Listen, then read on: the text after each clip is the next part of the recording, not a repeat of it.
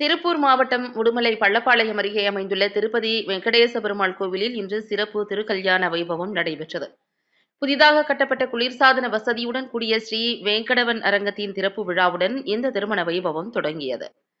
நிகழ்வின் தொடக்கமாக கன்றுடன் கூடிய கோமாதா அரங்கத்திற்குள் எழுந்தருளியதுடன் சிறப்பு வேள்வியும் நடைபெற்றது. பின்னர் ஸ்ரீதேவி பூதேவி சமேத ஸ்ரீனிவாச பெருமாளுக்கு 16 வகை பொருட்களுடன் சிறப்பு அபிஷேக ஆராதனை நடத்தப்பட்டது.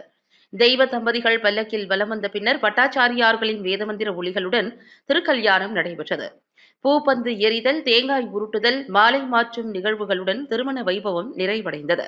திருமண கோலத்தில் எழுந்தருளிய தெய்வ தம்பதிகளை பக்தர்கள் தரிசித்த பின்னர் அனைவருக்கும் அறுசுவை உணவு வழங்கப்பட்டது. இந்த நிகழ்வுக்கான ஏற்பாடுகளை உடுமலை திருப்பதி ஸ்ரீ பாலாஜி சேரிட்டபிள் டிரஸ்ட் அறங்காவலர்கள் மற்றும் திருப்பணி குழுவினர் மேற்கொண்டனர்.